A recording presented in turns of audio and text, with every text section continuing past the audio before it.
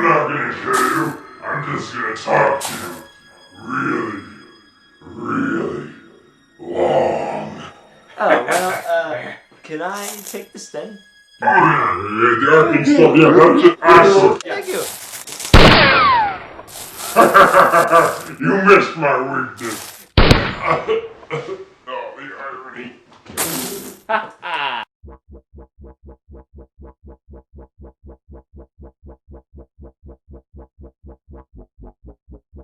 Welcome back to Creative Avenue, and today we are reviewing The Desolation of Smaug, Part 2 of the Hobbit trilogy. Part 2 is just the second reason why there shouldn't have been a Hobbit. It leaves off right, like maybe an hour or so after they get dropped off, because they're already down off that big rock. The eagles left them, and now the White Orc actually caught up pretty quickly. He got up really quickly. Now That's that kind of I think about it, yeah. And we'll get into more of that later. Yeah. I'm going to rail on this movie. Yeah. Right? So eventually they're like, oh yeah, it's like, man, we gotta get out of here. They're gonna find us. They're like a little ways off. But then you see like a little bear off in the front. He's like, oh man, it's a bear. And then Gandalf's like, oh yeah. Well, I know a guy that's gonna help us, but you gotta be careful. He's pretty dangerous. And so then they go off He's there. the bear. Yeah, he's the bear. Yeah. So they go off there, and then the bear's chasing them, trying to kill them the entire time. Turns out it's just this hippie / hillbilly dude. He's a mix between mix between a hippie and a hillbilly. He's got like hair like Just all around. He's got like, this that weird, and that was one of the things I hated about this trilogy, the Hobbit trilogy. In Lord of the Rings, everything was a practical costume or prop. In this one, everything was just blown way out of proportion. It was like a comic book or something. Okay, here's Peter Jackson right here. Like, so the idea comes from here. It sort of got lost in translation up there. Yes. It's like, okay, I want some beautiful Celtic braided stuff going on here that's going to make it look like we worked for like 15 hours on it. I want there to be one huge braid, just the whole entire beard, cut out in the middle, and just braided just right, just like as a ring. I want things for essence, for awesome. So anyway, the dwarves meet Bjorn, and for about like 2 minutes you see him. His appearance was brief. That was lame. Gandalf says, okay, hey everybody, peace, I'm out. I gotta go visit the necromancer and see what's going on. Because he's hanging out with thing might actually be something, a bigger thing. And then Bilbo was actually about to tell him about the ring there. He's like, I found something. And that never happened in the book. That never actually happened. He never told about the ring. At first, the ring wasn't even that big of a presence. It wasn't. It was just like, he was like, oh, there's a ring. It's not tempting me to do anything right now. I'm just going to put it on whenever I need it. Bjorn tells everybody, go through the forest, keep to the path, don't get lost. Gandalf leaves them. They go to the forest, they don't keep to the path, and they get lost. Although the forest was not what I expected it to be. I was expecting something really dark and danky. Again, Peter Jackson went all out. Like, in a bad way. He wanted to create this, like... artsy. Yeah, he wanted to go really artsy, like he did in the original trilogy, but in the original trilogy, it was actually practical, like people would actually build. Where it's supposed to be, Yeah, exactly. And they got captured by spiders. The spiders were okay. I like the spiders. Yeah, the spiders were are cool. They're just like, these creepy little things. But sometimes, the thing I hate about movies is how when they force things on you. Like when, like, he's supposed to come up with this name of his sword, Sting. He's like, just chopping the heck out of this spider. Eat this. Like in the little it stings, it stings. And he's like, oh, Sting, it's a good name. Okay, guys. And essentially they have this whole teamwork fight against the spiders at that point. That's after Bilbo freed all the, right? He freed all the... Well, yeah, that's true. And the thing that bugged me so much was that the ring got lost, and so Bilbo goes find it, and he comes across a baby spider, and he just hacks that baby spider to death. Yeah, it's like... The baby spider says, hey, you're in my house, and Bilbo says, I'm gonna kill you anyway. He's like a mugger that shows up. It's like, pretty much. It's like, what are you doing messing up my mugging? Exactly. I'm gonna throw a shoe at your face. I felt really sorry for that spider, which is just doing its own thing. And Bill comes around looking for the ring. He kind of like chopping it. Spider. He's like, just like, like he really wants it dead. And I was like, okay, I understand the ring is kind of manipulating him, but it never did before in the book. And then they get rescued by the elves when they're trying to fight off the spiders. Yeah. And they're Legolas is in this movie. Legolas is in this movie. I hated that. It's like, come on. They were like, oh, I love Legolas in that movie. It's so great because it could have happened because that's where he came from originally. When it's like, well, there's no need to have him in this story. Yep. Yes. Legolas's dad is the Wood Elf King. Yes. He's a complete Yes. jerk.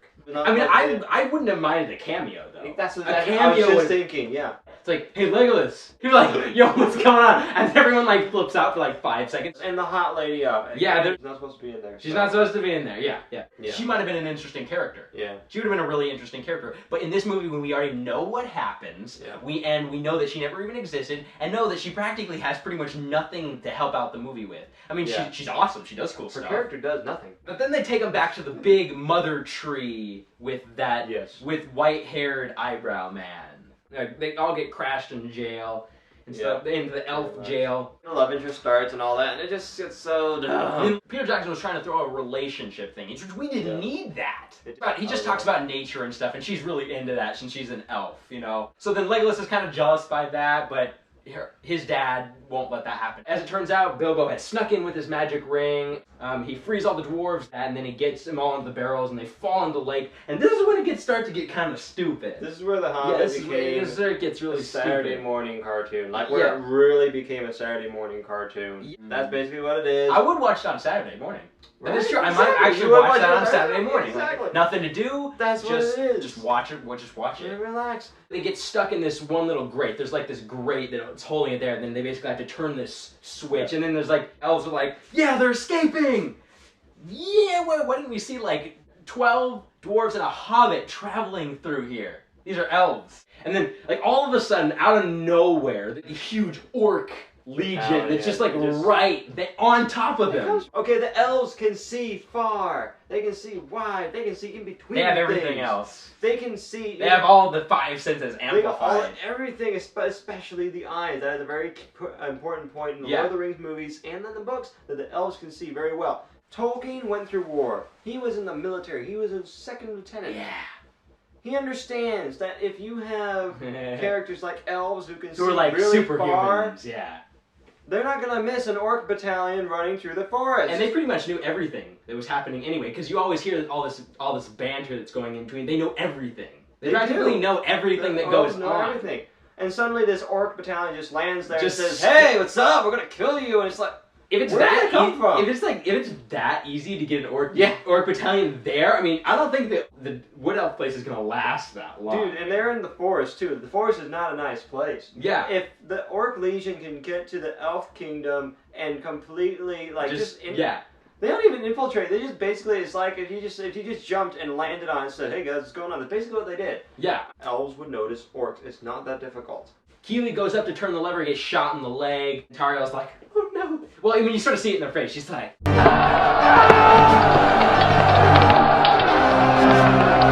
all the battle sounds are going on. She suddenly hears Keely.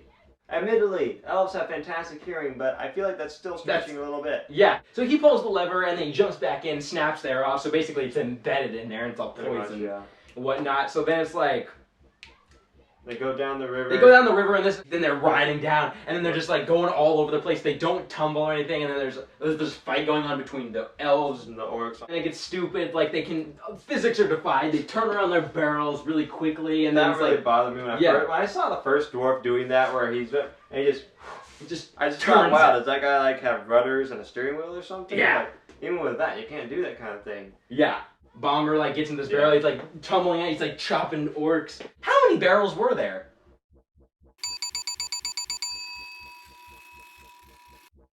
Like, barrels get destroyed in this thing. Barrels come as they are needed. And then there's this one scene where they like take an axe to this like thing, so there's archers like aiming arrows. It's like they want to chop the tree. The tree branch. Yeah, and then there's this like, here's a couple of axes. We have 3 people with axes. Chop! Halfway through the tree. One chop. Where did the axes come from? See, that's the thing. I get the fact that they're grabbing them from dead orcs, but when did they do that? They just show up with 3 axes. I saw him grab 1. Like, there's 1 right there. Where'd the other 2 come from? Pretty much, yeah. Right there. And then they can just chop in like 3, a whole huge tree. Yeah.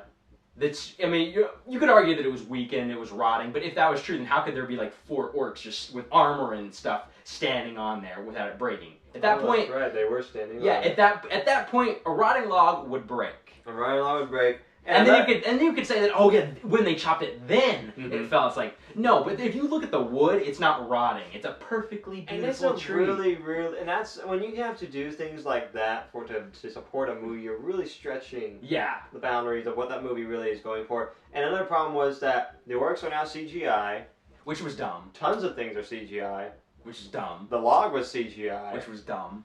And it was really poor CGI. But it goes on for too long. You're thinking, like, why didn't those orcs just let their arrows go and, like, kill them right there? So then we get to the end of the whole river thing.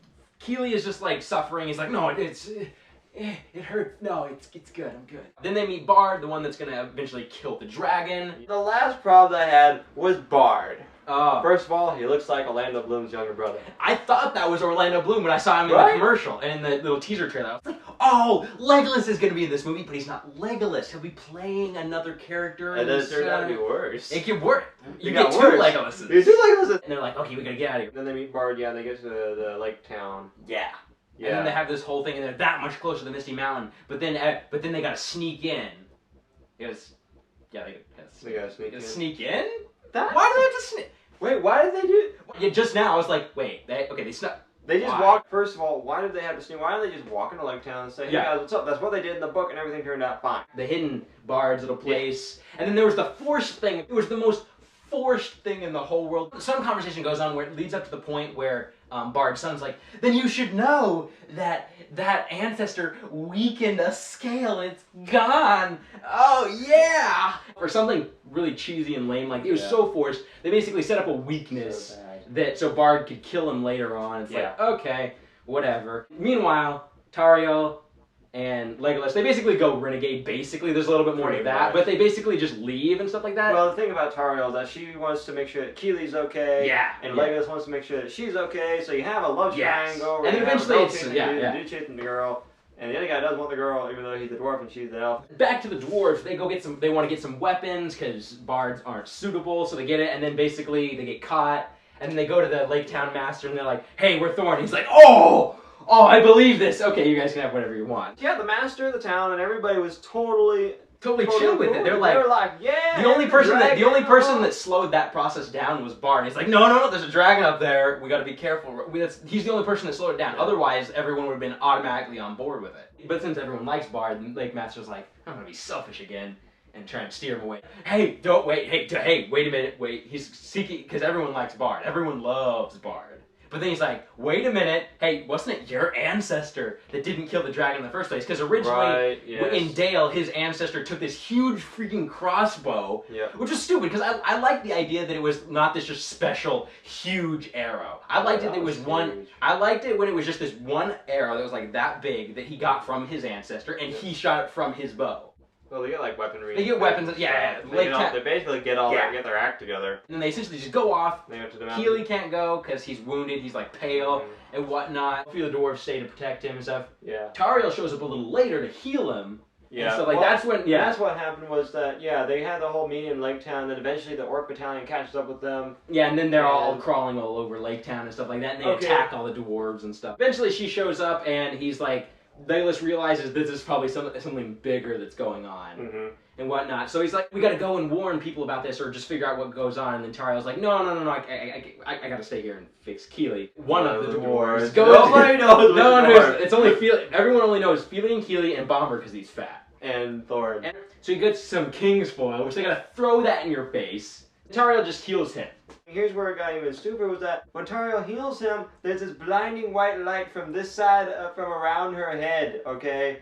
And that's the same white light that was used when Arwen healed Frodo. Same stupid, well actually in the Lord of the Rings it was smart, but here it's stupid. Yeah. Complete throwback. That's like Trinity doing her fancy crane kick twice in the Matrix movie. We go back to Gandalf. Yes. Throughout this entire time, Gandalf figures out that the Necromancer is actually Sauron. He's risen the 9 Lords thanks to the fact that he gave them rings and stuff. The 9, the origin of the 9. Yeah. Love that. Yeah, that was actually a really cool that thing. Good. Yeah. Radagast the Brown brings him back to this fortress. Gandalf was like, okay, I'm gonna go in there. So eventually he figures out that there's this whole huge army just being trained in this one little fortress. Yeah. And which is huge, and there's more gratuitous shots of bridges and stuff. So, and essentially what happens, he's like, that's when he figures out that Sauron is The necromancer. So essentially he's like battling, then he gets captured.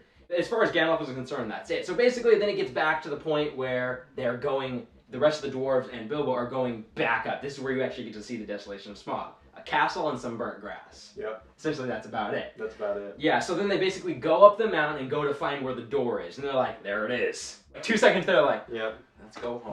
We give up. We give up. Okay, later, we're going back home. We're not even going to try for like 5 minutes. Because Bilbo is in this movie.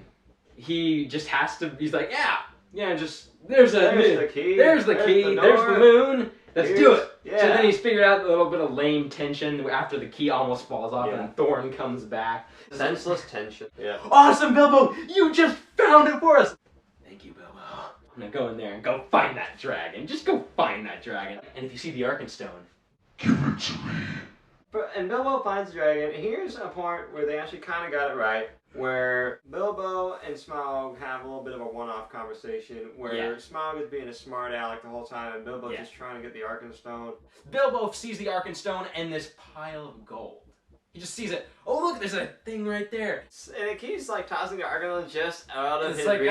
It's like almost there. Apparently Smaug is totally blind and doesn't see that Bilbo's clearly trying to get the Arkenstone. That he keeps and then eventually he sees it when there's like no gold around it. It's like just laying there. He's like, oh yeah. Dang. So essentially he takes the Arkenstone, so he grabs it, puts on the ring. We all know he grabs it. Yeah. We all know the dragon almost eats him instead of like spraying fire all around the place. Yeah. He just torched him right there. Right? That actually worked out pretty good. The real problem comes when Bilbo actually manages to get away and the Bilbo and the dwarves all get in there and they have to kill Smaug. And Smaug... Yeah, I mean they get really invigorated since they basically find the dead bodies of like a bunch of dwarves. Oh, is that what it was? I mean, that's why they decided to fight. Oh, they're like, oh man, you can't. I think I see Auntie M right there. We've got to fight for Auntie M. And then they have this whole stupid fight with the furnaces, because that's where this whole thing doesn't make any sense. This is probably what Thorin was telling. It's like, okay, now we need to light these furnaces. Now one of you needs to stand in that door. Yeah, I'll probably do it. We need to stand there. Get him to light up all the furnaces really hot, but don't get burnt. That's fine. Hey, over here, do flames at me. You could bite me, actually. You could bite me instead of flaming. And then that means it's gonna melt all this gold. And that means it's gonna go down to that statue. Right where the gold statue come from?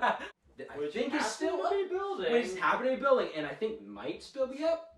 Assuming that Smaug hasn't destroyed it, or it just hasn't just fallen over from like 20 years of just standing there. Yeah. I did not even know where that was. I came out of left field. So I don't understand how they got that.